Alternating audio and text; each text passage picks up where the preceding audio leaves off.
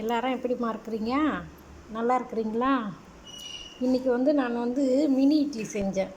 அதை உங்கள்கிட்ட காட்டணும்னு சொல்லிட்டு நான் காட்டுறேன். இதோ பாருங்கள், இட்லி பாருங்கள், சின்ன இட்லி, சின்ன சின்ன இட்லி. இதோ பாருங்கள்,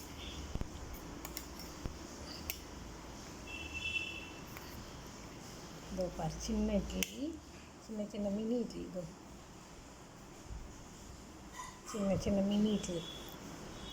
அந்த இட்லிக்கு நான் சாம்பார்.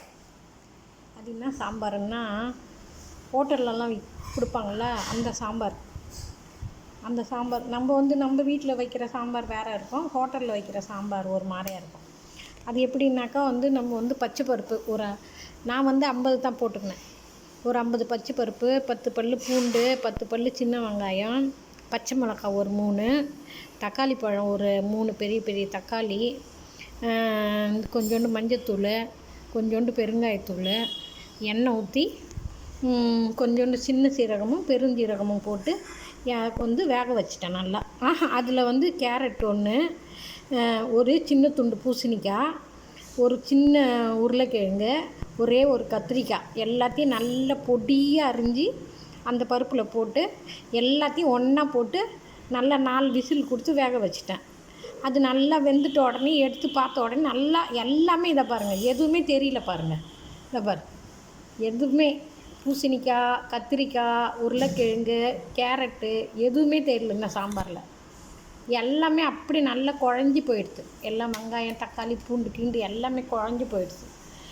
அது அப்படி அது சும்மா ஒரு கடைஞ்சி பெருங்காயம் போட்டு, கடுகு உளுத்தம்பருப்பு போட்டு, கருவேப்பிலை கிள்ளி போட்டு, கொஞ்சம் ஒரே ஒரு காஞ்ச மிளகாய் கிள்ளி போட்டு தாளிச்சிட்டு ரவுண்டு நெய் ஊற்றிட்டேன். அதில் நான் ஒரு ஸ்பூன் நெய் போட்டேன்.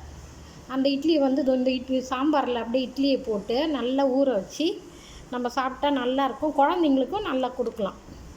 குழந்தைங்களுக்கு இட்லி இந்த மாதிரி சின்ன இட்லின்னா, மினி இட்லின்னா அவங்களுக்கு கொஞ்சம் ஆசையாக இருக்கும்ல, அவங்க அழகாக சின்ன சின்னதாக இருக்குதுன்ட்டு இந்த சாம்பாரில் போட்டு, இதில் காரம் எதுவுமே கிடையாது, புளிப்பு கிடையாது, காரம் எதுவுமே கிடையாது.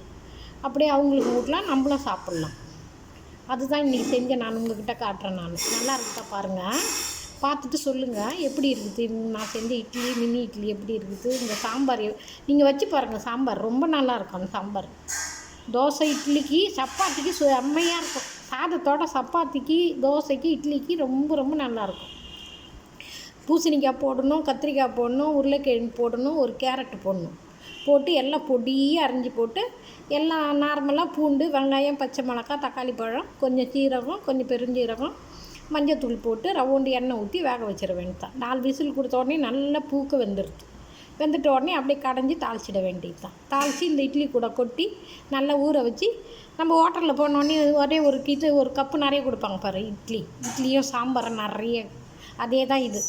நான் சாம்பார் கொஞ்சம் கம்மியாக ஊற்றிருக்குறேன்.